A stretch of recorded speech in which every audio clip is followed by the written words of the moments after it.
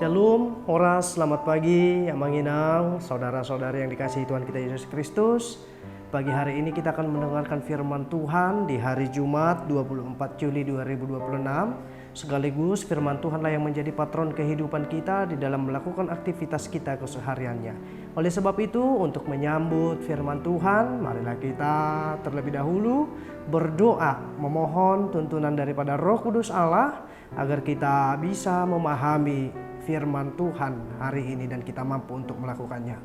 Mari kita bersatu di dalam doa. Terpujilah Engkau Tuhan Allah Sang Pemelihara kehidupan kami, yang mengasihi kami, yang menyertai kehidupan kami hingga pada pagi hari ini kami boleh merasakan sukacita kembali, nafas kehidupan yang begitu berharga, serta kami dalam keadaan sehat. Pagi hari ini Tuhan, kami hendak akan memulai aktivitas kami, tetapi sebelum kami memulai aktivitas kami hendak ingin mendengarkan lebih dahulu firman-Mu, agar firman-Mu lah yang menjadi dasar pondasi kehidupan kami di tengah-tengah pelayanan kami, di tengah-tengah pekerjaan kami yang berbeda-beda. Untuk itu Tuhan, biarlah Roh Kudus-Mu yang bekerja, mengajari hati dan pikiran kami, supaya kami dapat mengenal Engkau melalui firman-Mu. Berkati juga hamba-Mu dengan hikmat yang daripada Engkau, agar hamba-Mu memiliki hikmat untuk memberitakan kebenaran firman-Mu. Di dalam nama Tuhan Yesus Kristus kami berdoa dan mengucap syukur. Amin. Bapak Ibu, saudara-saudariku yang terkasih di dalam Kristus Yesus, dimanapun kita berada, firman Tuhan hari ini yang menyapa rohani kita tertulis dalam kitab Evangelium Markus pasal 10 ayat 45. Beginilah firman Tuhan. Karena anak manusia juga datang bukan untuk dilayani, melainkan untuk melayani dan untuk memberikan nyawanya menjadi tebusan bagi banyak orang. Demikian firman Tuhan. Bapak Ibu, saudara-saudari yang terkasih, kitab Markus ini itu ditulis sekitar tahun 65 sampai tahun 70 Masehi, ketika orang Kristen berada dalam tekanan-tekanan daripada pemerintah-pemerintah yang berkuasa, dan ketika mereka mengalami kesalahpahaman tentang Mesias yang akan datang. Nah, ayat ini juga bertepatan muncul ketika Yakobus dan Yohanes meminta kepada Tuhan duduk di tempat yang terhormat di samping Yesus saat ia kembali kepada kerajaannya. Nah, ini mengungkapkan bagaimana pola pikir duniawi tentang kedatangan Mesias.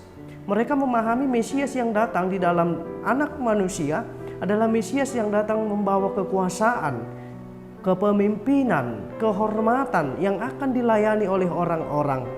Nah, pola permintaan Yakobus dan Yohanes inilah yang menggambarkan pola kepemimpinan dunia yang hanya untuk dilayani dan tidak untuk melayani.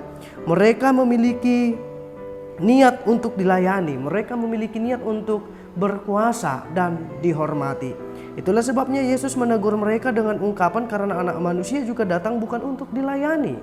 Anak manusia merujuk kepada Yesus Kristus ini sendiri. Panggilan anak manusia adalah panggilan kesayangan Allah kepada anaknya Yesus Kristus yang telah menjadi manusia, yang memberikan nyawanya sebagai tebusan bagi banyak orang.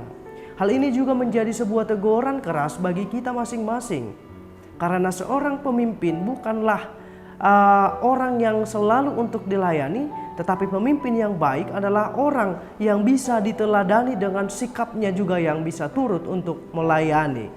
Pemimpin adalah orang yang bisa mengarahkan, sekaligus orang yang bisa ada duduk bersama-sama dengan orang yang ia arahkan.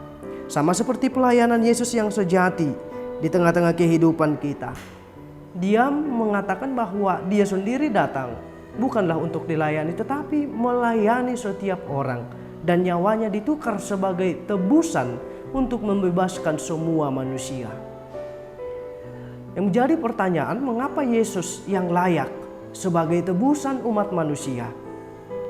Jawabannya, sebab dalam kemanusiaannya dia adalah manusia yang tidak berdosa.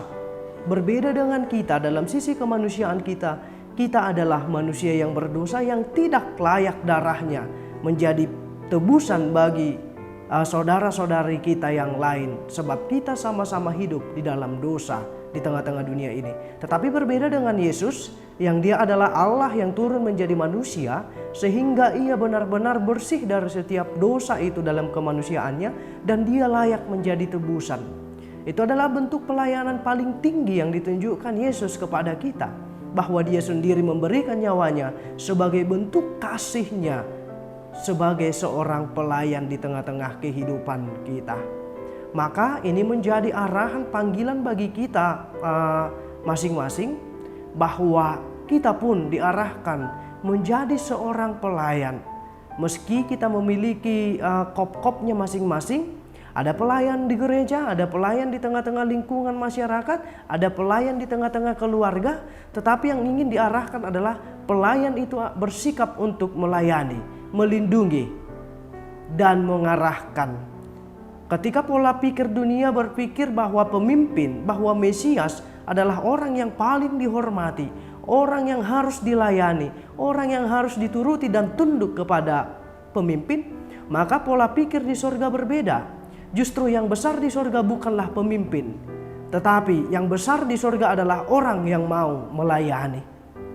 Oleh sebab itu Bapak Ibu yang terkasih, kita pun turut terpanggil untuk melayani setiap orang, melayani di tengah-tengah rumah Allah, melayani di tengah-tengah keluarga melalui perhatian orang tua kepada anak-anaknya, melayani saudara-saudari kita di tengah-tengah pekerjaan kita, lembaga kemasyarakatan, dan lain sebagainya.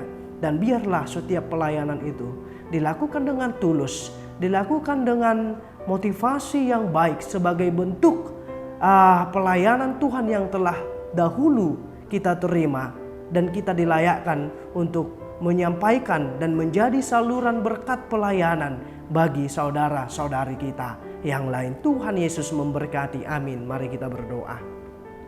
Terima kasih Tuhan atas karunia-Mu, secara khusus firman-Mu yang boleh kami dengarkan pada pagi hari ini. Engkau mengajari kami bahwa Engkau adalah Mesias yang berbeda dengan pikiran dunia ini. Engkau datang bukan dengan kehormatan dan kemuliaan, tetapi Engkau datang dengan kerendahan hati yang mau melayani kami. Maka Tuhan, dalam kepemimpinan-Mu yang sejati dan yang baik itu, Engkau telah mengajari dan mengajak kami supaya kami pun ikut turut demikian dalam pelayanan kepemimpinan kami.